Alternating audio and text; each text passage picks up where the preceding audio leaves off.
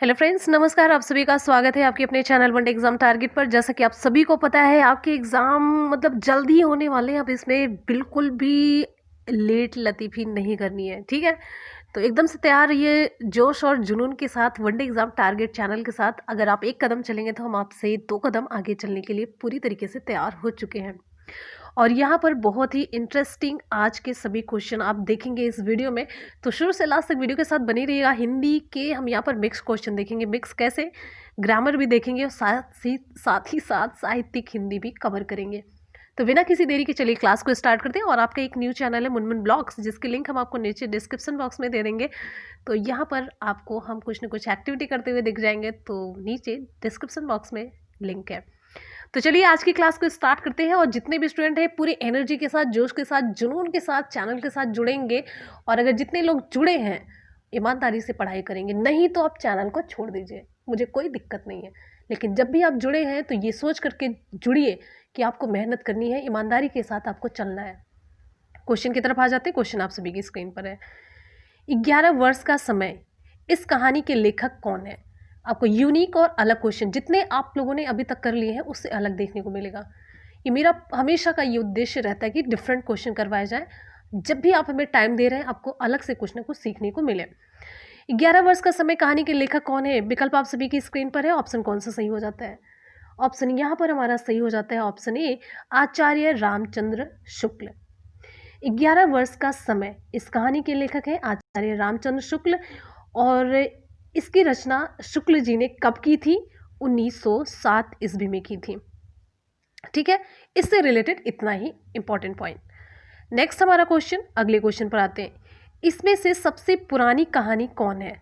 सबसे पुरानी कहानी रानी केतकी की कहानी, टोकरी भर मिट्टी, दुलाई वाली, 11 वर्ष का समय। ऑप्शन कौन सा सही होता है? ऑप्शन यहाँ पर हमारा सही हो जाता है ए, रानी केतकी की कहानी। ऑप्शन ए सही होता है। इनमें से सबसे पुरानी जो कहानी है रानी केतकी की कहानी है। अच्छा, ये रानी केतकी की कहानी से रिलेटेड एक बहुत ही ज़्यादा इंपॉर्टेंट क्वेश्चन बनता है, जिसे मोस्ट इंपॉर्टेंट क्वेश्चन की कैटेगरी में रखेंगे कि रानी केतकी की कहानी की रचना किसने की थी? तो इसकी रचना की थी इंशा अल्लाह खान ने। किसने की थी? इंशा अल्लाह खान ने। कब की थी? 1798 से 1803 इसके मध्य में की थी। रानी केतकी की कहानी को और किस नाम से जाना जाता है? जब क्वेश्चन का स्टैंडर्ड बढ़ा दिया जाएगा, टफ क्वेश्चन पूछा जाएगा, तब ये पूछा जाएगा। तो रानी केतकी की कहानी को उदयभान चरित के नाम से भी जाना जाता है। किस नाम से? उदयभान चरित। उदयभान चरित के नाम से भी जाना जाता है। ठीक है, चलिए आ जाते हैं हम नेक्स्ट क्वेश्चन पर। अगला क्वेश्चन आप सभी के लिए। प्रेमचंद जी किस कहानी में बाल चरित्र का अनोखा वर्णन है? क्वेश्चन पूछा जा रहा है प्रेमचंद्र जी की किस कहानी में बाल चरित्र का अनोखा वर्णन है। वैसे प्रेमचंद जी बाल चरित्र पर कुछ नहीं लिखते हैं, ज़्यादा नहीं लिखते हैं, तो जो लिखे हैं वो इम्पोर्टेंट बन जाता है। ऑप्शन कौन सा सही होता है? ऑप्शन यहाँ पर हमारा सही हो जाता है ऑप्शन डी, ईदगाह। ठीक, तो प्रेमचंद की जो कहानी है ईदगाह, इसमें बाल चरित्र का अनोखा वर्णन है। आप लोगों ने पढ़ा होगा जब हम SCERT में हिंदी का चैप्टर कंप्लीट करवा रहे थे, तब आपको देखने को मिला था। ये बाल मनोविज्ञान पर आधारित है ईदगाह कहानी। ये प्रेमचंद की उत्कृष्ट रचनाओं में से एक मानी जाती है। इसमें क्या मुख्य है? मानवीय संवेदना और जीवनगत मूल्यों के तथ्यों को इसमें जोड़ा गया है। ठीक है, ऑप्शन आपका डी सही हो जाता है। अगले क्वेश्चन पर आते हैं। नेक्स्ट है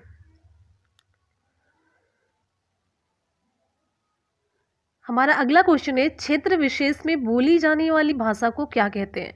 राष्ट्रभाषा, राजभाषा या परिनिष्ठित भाषा या बोली? ऑप्शन कौन सा सही होता है?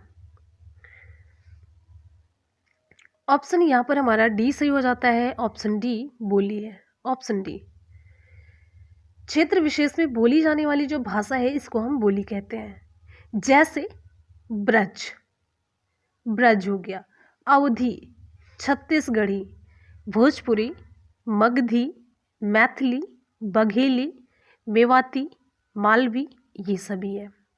तो क्षेत्र विशेष में बोली जाने वाली भाषा को हम कहते हैं बोली। विकल्प आपका डी सही हो जाता है।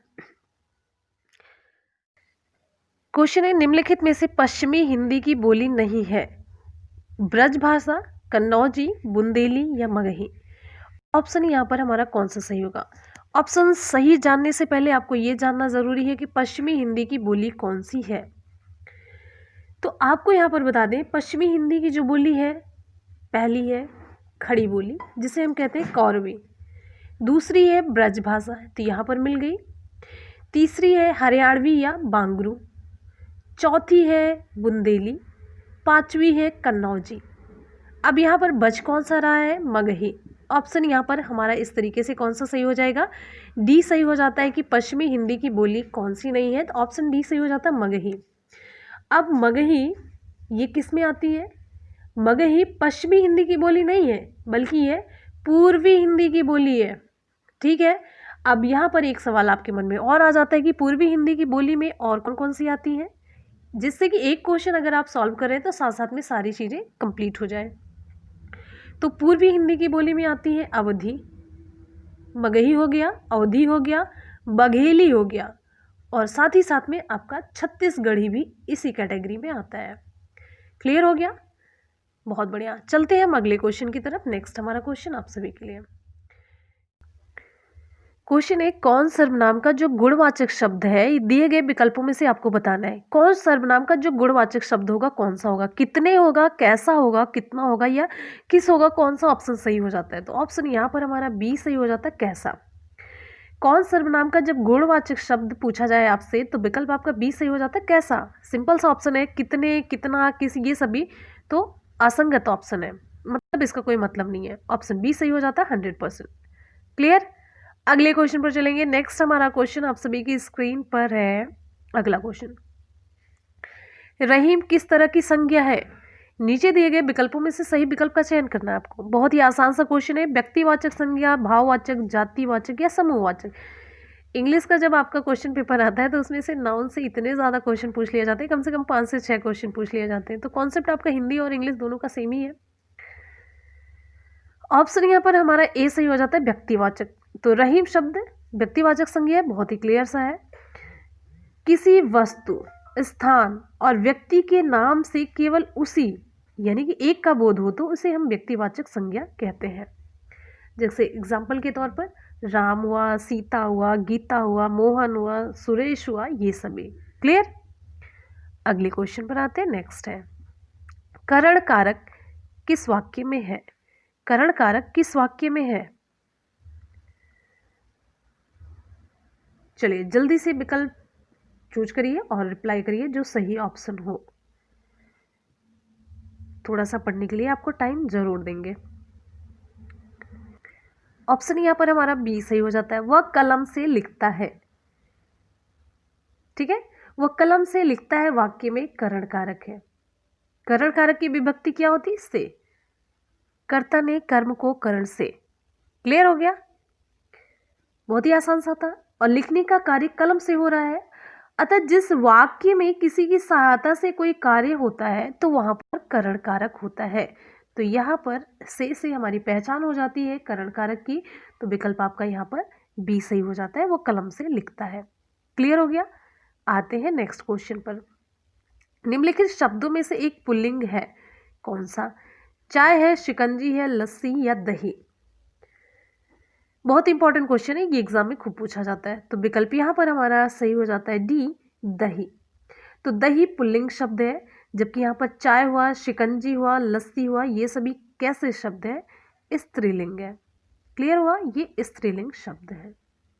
अगले क्वेश्चन पर आते हैं। नेक्स्ट, एक बार जितने भी स्टूडेंट वीडियो को देख रहे हैं फटाफट से वीडियो को लाइक करेंगे, दोस्तों में फटाफट से जल्दी से शेयर कर देंगे जिससे कि सभी तक वीडियो पहुंच सके।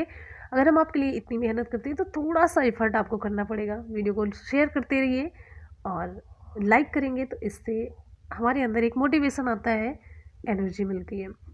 विकल्प यहाँ पर हमारा सही हो जाता है डी, यण संधि। बहुत इंपॉर्टेंट क्वेश्चन, प्रत्यक्ष में कौन सी संधि है? यण संधि है। प्रत्यक्ष का संधि विच्छेद अगर आपसे पूछा जाए तो क्या संधि विच्छेद करेंगे?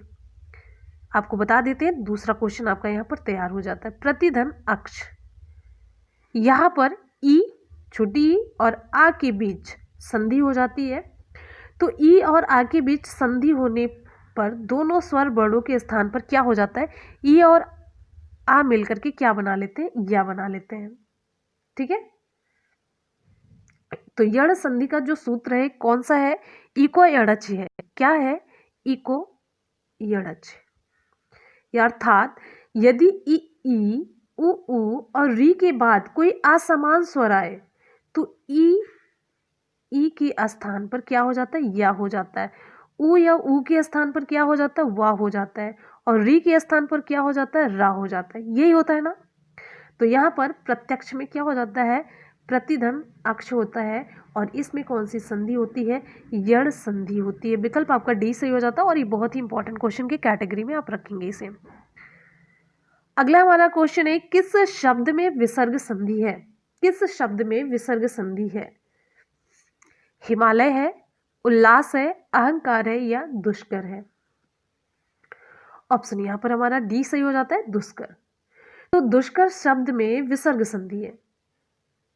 अच्छा, अलग अलग शब्दों में हम संधि विच्छेद करके आपको बताते हैं कि कौन सी संधि है। हिमालय में कौन सी संधि है, हिमालय में दीर्घ स्वर संधि है। कौन सी संधि है, दीर्घ स्वर संधि है। हिमालय का संधि विच्छेद फटाफट से आप लोग कमेंट सेक्शन में रिप्लाई करते रहिए। जितनी भी रिप्लाई हो आप कमेंट सेक्शन में करते रहेंगे तो इससे मुझे ये पता चलेगा कि आप लोग कितना तैयार कर रहे हो। और साथ ही साथ सबसे इंपॉर्टेंट चीज़ ये हो जाती है, जब भी आप कमेंट सेक्शन में रिप्लाई करते हैं तो चीज़ें जब बोलते हैं ना, जब चीज़ें लिखते हैं तो ये आपकी मेमोरी में फीड हो जाती है। तो बोलने और लिखने से चीज़ें आसानी से आपके दिमाग में फीड हो जाती हैं, इसलिए ज़रूरी होता है कि आप लिखिए। तो हिमालय का जो संधि विच्छेद है हिमधन आलय है। क्या है, हिमधन आलय। और इसमें कौन सी संधि है, दीर्घ स्वर संधि है। चलिए आते हैं उल्लास की तरफ। दूसरा है उल्लास। उल्लास का जो संधि विच्छेद बहुत इंपॉर्टेंट है। उल्लास का संधि विच्छेद उत्धन लास है।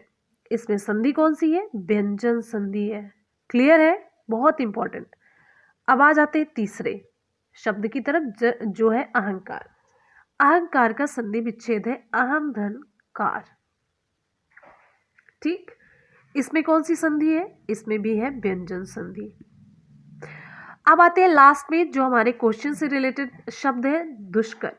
दुष्कर का संधि विच्छेद है दुह धन कर है। इसमें कौन सी संधि है, विसर्ग संधि। इसमें कौन सी संधि है, विसर्ग संधि। क्लियर हो गया, बहुत बढ़िया। आ जाते हैं हम नेक्स्ट क्वेश्चन की तरफ। अगला क्वेश्चन, आजन्म शब्द में समास है। आजन्म शब्द में समास कौन सा है आपको बताना है। बहुब्रीहि समास, द्वंद्व समास, अव्ययी भाव, या कर्मधारय। चलिए जल्दी से रिप्लाई करते रहिए, विकल्प कौन सा सही होगा। विकल्प यहाँ पर हमारा सही हो जाता है ऑप्शन सी, अव्ययी भाव समास। आजन्म शब्द में समास पूछा जा रहा है और ये क्वेश्चन कई बार पूछा गया है। तो आजन्म में अव्ययी भाव समास है। जिस समास का प्रथम पद क्या होता है, अव्यय, उसे हम क्या कहते हैं, अव्ययी भाव समास कहते हैं। इसका एग्जाम्पल हो गया आजन्म हो गया। यथाशक्ति, जो अव्ययी भाव समास से एग्जाम्पल पूछा जाता है वो हम आपको बता रहे हैं। यथाशक्ति, प्रतिदिन, प्रतिदिन, उपकूल, ये भी पूछा गया है, हर दिन, ये सभी अव्ययी भाव समास के कैटेगरी में आते हैं। अगले क्वेश्चन पर आ जाते हैं। नेक्स्ट हमारा क्वेश्चन पूछा जा रहा है, रसोई घर का समास विग्रह आपको बताना है। रसोई घर का समास विग्रह क्या है, फटाफट से आप लोग रिप्लाई करिए। तो रसोई के लिए घर, रसोई का घर, घर की रसोई, या रसोई और घर। ऑप्शन ए सही हो जाता है, रसोई के लिए घर। रसोई घर का जो समास विग्रह है यह है रसोई के लिए घर। और आपको बता दें ये तत्पुरुष समास का उदाहरण है। तत्पुरुष में भी करण कारक, करण कारक तत्पुरुष समास का उदाहरण है। शेष ये बी, सी और डी का कोई मतलब ही नहीं है। नेक्स्ट हमारा क्वेश्चन, पांडव शब्द में कैसा प्रत्यय है। पांडव शब्द में कैसा प्रत्यय है आपको बताना है। ऑप्शन यहां पर हमारा सही हो जाता है ऑप्शन बी, तद्धित प्रत्यय। पांडव शब्द में जो प्रत्यय है तद्धित प्रत्यय है और यहाँ पर आप ये जानिए, संज्ञा, सर्वनाम और विशेषण के अंत में लगने वाले प्रत्यय को हम कहते हैं तद्धित प्रत्यय। बहुत ही सिंपल सी डेफिनेशन और बहुत ही आसान सी पहचान है इसकी। पांडव शब्द पांड से आ प्रत्यय जुड़ने से बना हुआ है। ठीक, आते हैं नेक्स्ट क्वेश्चन पर। इनमें से शुद्ध वाक्य कौन सा है? शुद्ध वाक्य मेरे प्राण निकल गए, मेरा प्राण निकल गया, मेरा प्राण निकल गए, या फिर मेरी प्राण निकल गई। ऑप्शन ए सही हो जाता है, मेरे प्राण निकल गए। ये वाक्य रचना की दृष्टि से ये वाक्य शुद्ध है, जो ए ऑप्शन में है। क्यों शुद्ध है और बाकी ये मेरा प्राण निकल गया ये क्यों शुद्ध नहीं है? तो एक चीज यहां पर जानेंगे, ये एक वचन और बहुवचन में भी पूछा जाता है और इसी एक वचन और बहुवचन के आधार पर ही ये सेंटेंस शुद्ध और अशुद्ध बांटा गया है। तो यहां पर देखिए, वाक्य रचना की दृष्टि से जो शुद्ध वाक्य है, इसमें मेरे प्राण निकल गए, क्योंकि प्राण शब्द का जो प्रयोग होता है सदैव किस में होता है? बहुवचन में होता है। किस में होता है? बहुवचन में होता है। और शेष तीन जो विकल्प है, मेरा प्राण, यहाँ पर देखिए मेरा एक वचन हो गया, मेरा प्राण निकल गए बिल्कुल ये शुद्ध ही नहीं है, मेरी प्राण बिल्कुल भी नहीं है। ऑप्शन ए सही हो जाता है। बहुवचन के आधार पर मेरे प्राण निकल गए ये सेंटेंस बनाया गया है। नेक्स्ट क्वेश्चन पर हम आएंगे। हमारा अगला क्वेश्चन आप सभी के लिए। नेक्स्ट हमारा क्वेश्चन है, निम्नलिखित में से कौन सा शब्द कमल का पर्यायवाची नहीं है? पूछा जा रहा है कि कौन सा शब्द है जो कमल का पर्यायवाची नहीं है। अरविंद, शतदल, सरसिज, अमीय। ऑप्शन डी सही हो जाता है, अमीय। अमीय कमल का पर्यायवाची नहीं है। अमीय किसका पर्यायवाची है? अमृत। ठीक, नेक्स्ट क्वेश्चन। गंगा का एक नाम है हंससुता, सुरसर, विष्णुपदी, धेनुमती। बहुत इंपॉर्टेंट क्वेश्चन है। ऑप्शन सी सही हो जाता है, गंगा का एक नाम विष्णुपदी भी है। गंगा के और पर्यायवाची आपके एग्जाम में पूछे जाते हैं और बहुत इंपॉर्टेंट होता है ये। तो गंगा का जो और पर्यायवाची है ये है भागीरथी, लिख देते हैं, भागीरथी हो गया, सुरसरी हो गया, सुरसरी, देवसरी, और एक पूछा जाता है त्रिपतगा।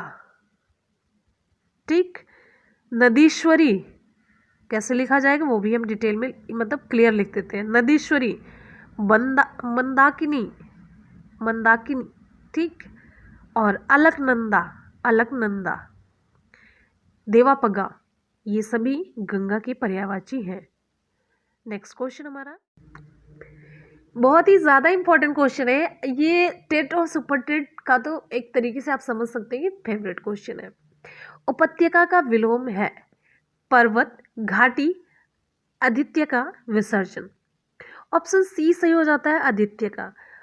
अब विलोम पूछा जा रहा है, विपरीतार्थक शब्द। तो सबसे पहले ये जानिए उपत्यका का मतलब क्या होता है। उपत्यका का मतलब होता है पर्वत की सबसे ऊंची चोटी का जो भाग होता है सबसे ऊपर का, वो है। तो आदित्य का निचला भाग हो गया। अच्छा, विसर्जन का विलोम शब्द क्या होगा? विसर्जन का विलोम होता है स्थापना। पहले मूर्ति को स्थापित किया जाता है, फिर उसके बाद विसर्जित किया जाता है। घाटी का विलोम क्या होगा? समतल। क्लियर?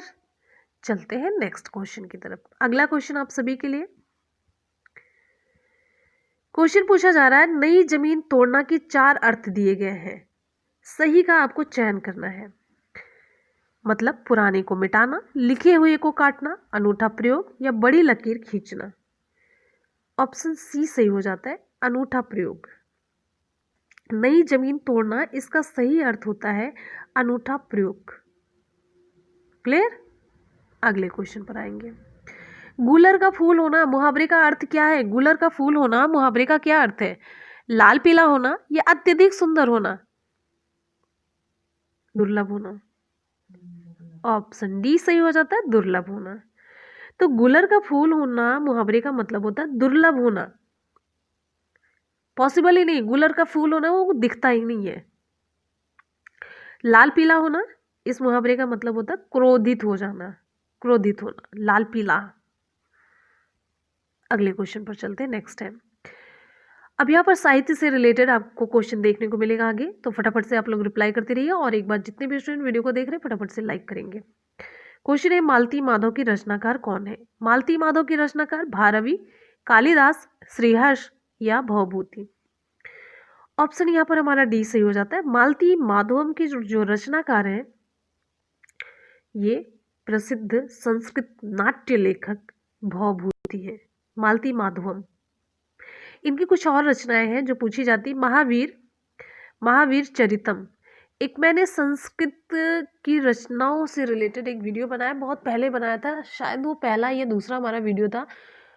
उसमें बहुत काफ़ी ज़्यादा व्यू है, तो उसकी लिंक हम आपको नीचे डिस्क्रिप्शन बॉक्स में दे देंगे, तो आप लोग देख लीजिएगा उसे। महावीर चरितम है, और सभी एक जगह पर मैंने कलेक्ट करके हैंड रिटन नोट आपको प्रोवाइड कराए हैं। तो इनकी जो अन्य रचनाएं है, महावीर चरितम है और उत्तर रामचरितम है। अच्छा, यहाँ पर और आपको सभी की रचनाएं बताते हैं। कालिदास की जो पूछी जाती है, कालिदास की रचना है मेघदूतम। कौन सी है? मेघदूतम है। कुमार संभवम है, रघुवंशम है, अभिज्ञान शाकुंतलम है, विक्रमोर्वशीयम है, मालविकाग्निमित्रम है, ऋतु संहारम है। ये सभी कालिदास की और खूब पूछी जाती है भाई, इनकी रचनाएं तो आप लोग रट डालिए, ठीक है। श्रीहर्ष की पूछी जाती है नैषधीय चरितम, खंडन खड्ड खाद्य, ये सभी हर्ष की रचनाएं हैं। और भारव की एक रचना है जो बहुत ही फेमस है, खूब पूछी जाती है, किरातार्जुनीयम है। क्या है? किरातार्जुनीयम, ठीक। चलिए आते हैं हम अगले क्वेश्चन पर। एक के साथ अगर आपके कई सारे क्वेश्चन तैयार हो रहे हैं, थोड़ा सा टाइम लग रहा है, तो इस पे आपको ये देखना है कि आपके कितने क्वेश्चन तैयार हो रहे हैं, टाइम कितना लग रहा है, ये नहीं देखना कि एक क्वेश्चन के पीछे। आप देखिए कि कितनी रचनाएं और कितने क्वेश्चन आपके तैयार हो रहे हैं। नेक्स्ट हमारा क्वेश्चन है, मानस का हंस इस उपन्यास के लेखक कौन है? मानस का हंस इस उपन्यास के लेखक अमृतलाल नागर, यशपाल, रेणु, अज्ञेय। ऑप्शन ए, मानस का हंस ये अमृतलाल नागर इसके लेखक हैं। इसमें उन्होंने तुलसी की कथा का, किसका? तुलसी की कथा का निरूपण किया है। इनकी कुछ और रचनाएं हैं, आपको मैंने बताया भी है। अमृतलाल नागर की अमृत और विष है, महाकाल है, शतरंज की मोहरे है, खंजन नयन है, एकदा नैमिषारण्य है। ये क्वेश्चन पूछा जाता है। अगले क्वेश्चन पर चलेंगे, नेक्स्ट है, मैला आंचल उपन्यास के लेखक का नाम आपको बताना है। मैला आंचल उपन्यास के लेखक का नाम प्रेमचंद है, राही मासूम रजा है, नागार्जुन है, फणीश्वर नाथ रेणु है। ऑप्शन यहां पर हमारा सही हो जाता है ऑप्शन डी, फणीश्वर नाथ रेणु। मैला आंचल उपन्यास ये बहुत इंपॉर्टेंट है, ये पूछा जाता है, तो फणीश्वर नाथ रेणु इसके लेखक है। और फणीश्वर नाथ रेणु के कुछ और उपन्यास जिसमें है दीर्घ तपा, लेकिन यही क्वेश्चन बहुत पूछा जाता है, मैला आंचल। जुलूस, कब क्या पूछ लिया जाए कुछ नहीं पता, इसलिए सब चीजें जानना जरूरी है, ठीक है। और परती परिकथा, क्लियर, वेरी गुड। आते हैं अगले क्वेश्चन की तरफ, नेक्स्ट है, जयशंकर प्रसाद के अधूरे उपन्यास का नाम आपको बताना, most important question. Jaishankar Prasad के अधूरे उपन्यास का नाम आपको बताना है। मंगलसूत्र, तितली, इरावती या कंकाल?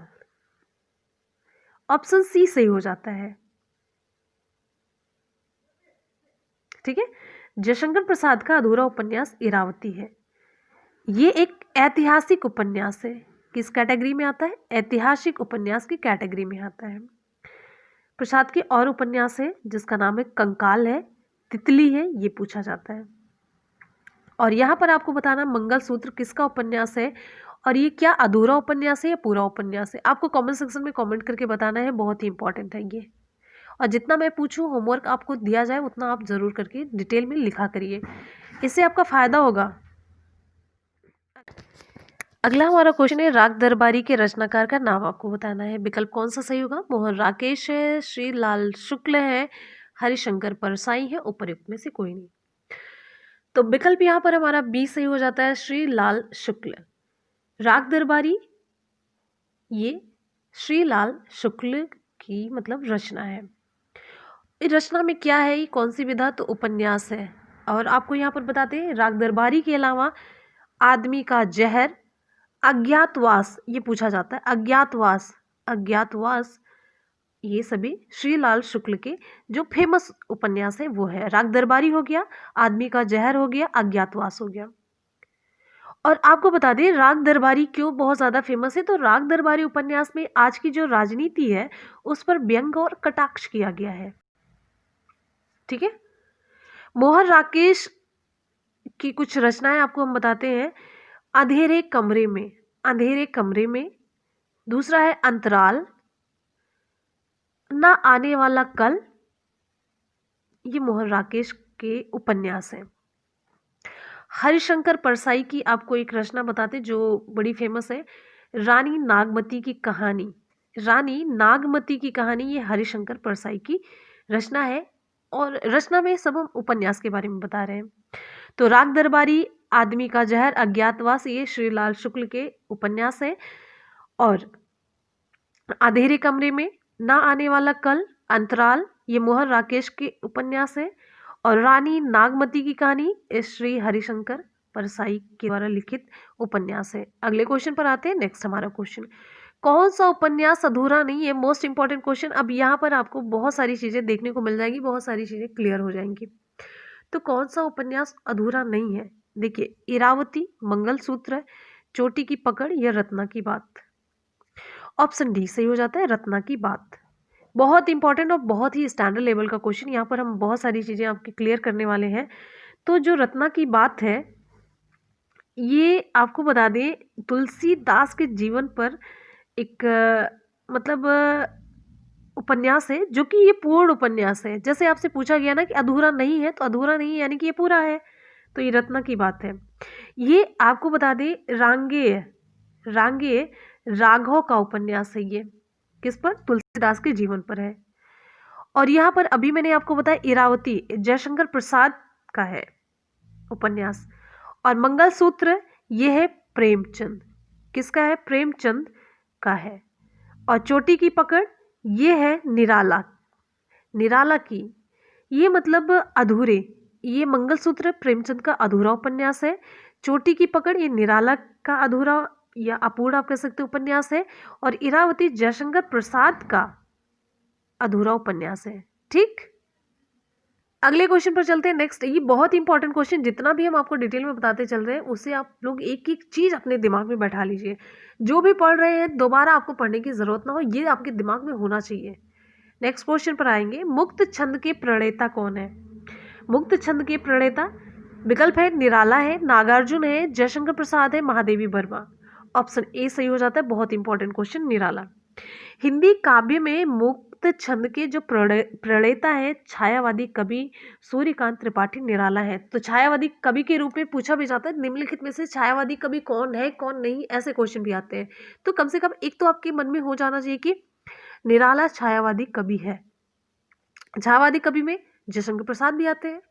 तो इसी तरीके से आप कुछ ना कुछ चीजें यहाँ से पा करके वहां से पा करके और लास्ट में आप अप्लाई कर सकते हैं। तो न्याय मुक्त छंद के कारण ही जो कई प्रशासक हैं उन्होंने उनकी रचनाओं को छापने से इनकार करते हुए वापस तक कर दिया था। और आलोचकों ने उनकी कविताओं को केचुआ छंद में रची गई कविताएं कहा है, केचुआ छंद में। ठीक है, तो ये कुछ बातें थी मैंने आपको बताई कुछ टाइम पे जो जो कहा जाता था या जो चीजें हैं। अगले क्वेश्चन पर आ जाते हैं। नेक्स्ट हमारा क्वेश्चन आप सभी की स्क्रीन पर यहाँ पर हो जाता है कंप्लीट, और चलेंगे करेंगे आज के क्वेश्चन का सुपरफास्ट रिवीजन। तो आप लोग तैयार हैं, बिल्कुल एकदम से एनर्जी के साथ जल्दी से एक बार आप लोग बताइए कि आप लोग रेडी हैं। तो फटाफट से करते हैं सभी क्वेश्चन का सुपरफास्ट रिवीजन। क्वेश्चन है 11 वर्ष का समय कहानी के लेखक कौन है। 11 वर्ष का समय कहानी के लेखक ऑप्शन ए सही हो जाता है, आचार्य रामचंद्र शुक्ल है। नेक्स्ट क्वेश्चन, इनमें सबसे पुरानी कहानी कौन सी है। सबसे पुरानी कहानी विकल्प हमारा यहाँ पर ए सही हो जाता है, रानी केतकी की कहानी। अगला है, प्रेमचंद जी किस कहानी में बाल चरित्र का अनोखा वर्णन करते हैं। ऑप्शन डी सही हो जाता है, ईदगाह में। फिर अगले क्वेश्चन पर आते हैं। हमारा अगला क्वेश्चन है, क्षेत्र विशेष में बोली जाने वाली भाषा को क्या कहते हैं? ऑप्शन डी सही हो जाता है, बोली कहते हैं। नेक्स्ट क्वेश्चन है, निम्नलिखित में से पश्चिमी हिंदी की बोली नहीं है, कौन सी? Option D Magahi. क्वेश्चन, कौन सर्वनाम का गुणवाचक शब्द दिए गए विकल्पों में से आपको चुनना है? ऑप्शन बी सही हो जाता है, कैसा। नेक्स्ट क्वेश्चन हमारा है, रहीम किस तरह की संज्ञा है? नीचे दिए गए विकल्पों में से सही विकल्प का चयन कीजिए।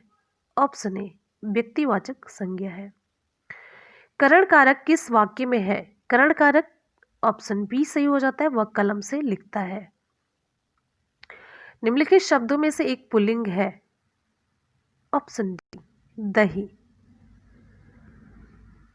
हमारा अगला क्वेश्चन है, प्रत्यक्ष में संधि है, प्रत्यक्ष में कौन सी संधि है? विकल्प डी सही हो जाता है, यड़ संधि। अगला क्वेश्चन है, किस शब्द में विसर्ग संधि है? किस शब्द में विसर्ग संधि है? ऑप्शन डी सही हो जाता है, दुष्कर। आजन्म शब्द में समास आपको बताना है। ऑप्शन सी अव्ययी भाव समास। नेक्स्ट हमारा क्वेश्चन है, रसोई घर का समास विग्रह। रसोई घर का समास विग्रह, रसोई के लिए घर। Option A. पांडव शब्द में कैसा प्रत्यय है? पांडव शब्द में ऑप्शन बी हमारा सही हो जाता है, तद्धित प्रत्यय है। इनमें से शुद्ध वाक्य कौन सा है? ऑप्शन ए मेरे प्राण निकल गए। नेक्स्ट क्वेश्चन, निम्नलिखित में से कौन सा शब्द कमल का पर्यायवाची नहीं है? ऑप्शन डी अमी। यह है अमृत की पर्यायवाची। गंगा का एक नाम है, गंगा का एक नाम कौन सा है? ऑप्शन सी विष्णुपदी है। उपत्यका का विलोम कौन सा है? ऑप्शन सी सही हो जाता है, आदित्य का। नेक्स्ट हमारा क्वेश्चन, नई जमीन तोड़ना के 4 अर्थ दिए गए हैं, सही का आपको चयन करना है। ऑप्शन सी अनूठा प्रयोग। नेक्स्ट, गुलर का फूल होना मुहावरे का अर्थ है, गुलर का फूल होना मुहावरे का अर्थ क्या है? ऑप्शन डी दुर्लभ होना। ऑप्शन डी सही हो जाता है। मालती माधव के रचनाकार कौन है? ऑप्शन यहां पर हमारा डी सही हो जाता है, भवभूति है। ऑप्शन डी सही होता है। नेक्स्ट हमारा क्वेश्चन, मानस का हंस इस उपन्यास के लेखक कौन है? ऑप्शन ए सही हो जाता है, अमृतलाल नागर। मैला आंचल इस उपन्यास के लेखक का नाम आपको बताना है। ऑप्शन डी सही हो जाता है, फणीश्वर नाथ रेणु। जयशंकर प्रसाद के अधूरे उपन्यास का नाम आपको बताना है। जयशंकर प्रसाद का जो अधूरा उपन्यास है, ऑप्शन सी सही हो जाता है, इरावती। अगला क्वेश्चन है, राग दरबारी के रचनाकार का नाम आपको बताना है। राग दरबारी के रचनाकार कौन है? ऑप्शन बी सही हो जाता है, श्री लाल शुक्ल है। अगला है, कौन सा उपन्यास अधूरा नहीं है? पूछा जा रहा है कि कौन सा अधूरा नहीं। इरावती भी अधूरा है, जयशंकर प्रसाद का मंगलसूत्र ये है, प्रेमचंद का चोटी की पकड़ ये है, किसका? निराला की। और ऑप्शन डी सही हो जाता है, रत्ना की बात। ये पूर्ण उपन्यास है। ठीक है, अगले क्वेश्चन पर चलेंगे। नेक्स्ट है, मुक्त छंद के प्रणेता है। ऑप्शन ए सही हो जाता है, निराला है। मुक्त छंद के प्रणेता निराला है। तो फ्रेंड्स, इसी के साथ ही आज की क्लास कंप्लीट हो जाती है हिंदी की, जिसमें आप लोगों ने हिंदी ग्रामर के और साथ ही साथ साहित्य के भी क्वेश्चन देखे हैं और बहुत ही डिटेल में अच्छे तरीके के क्वेश्चन देखे, स्टैंडर्ड लेवल के क्वेश्चन देखे। बहुत कुछ आपको सीखने को मिला, बहुत कुछ जानने को मिला। तो चलते हैं आज के सवाल की तरफ। आज का सवाल आप सभी के लिए, आज का सवाल आप सभी के लिए, जयशंकर प्रसाद के अधूरे उपन्यास का नाम आपको बताना है। मंगलसूत्र, तितली, इरावती या कंकाल। ऑप्शन कौन सा सही होगा आप लोग कमेंट सेक्शन में कमेंट करके बताएंगे। और आज का दूसरा सवाल आप सभी के लिए, हमारा आज का दूसरा सवाल है, आजन्म शब्द में समास कौन सा है? आजन्म शब्द में समास कौन सा है? बहुब्रीहि, द्वंद्व, अव्ययी भाव या कर्मधारय समास। चारों में से कौन सा ऑप्शन आपका सही होगा आप लोग कमेंट सेक्शन में कमेंट करके जरूर बताइए। ठीक है, 2 क्वेश्चन आप सभी की स्क्रीन पर, दोनों की रिप्लाई का हमें वेट रहेगा। और जितने भी क्वेश्चन के आप लोग रिप्लाई करें कमेंट सेक्शन में कमेंट करके फटाफट से बताया करिए। इससे क्या होगा, आप लोग अच्छे तरीके से तैयार कर पाएंगे, आपकी मेमोरी में भी फीड हुई रहेंगी चीज़ें। तो इसी के साथ ही मिलते हैं फिर नेक्स्ट वीडियो में। और जाते जाते वीडियो को लाइक और दोस्तों में शेयर ज़रूर करें। हमें मोटिवेट होने की भी ज़रूरत होती है, आप लोग करेंगे हमारे अंदर भी एनर्जी आएगी। ठीक, तो चलिए इसी के साथ ही मिलते हैं फिर नेक्स्ट वीडियो में, तब तक के लिए good bye, take care, thank you so much, love you all, bye, take care, जय हिंद।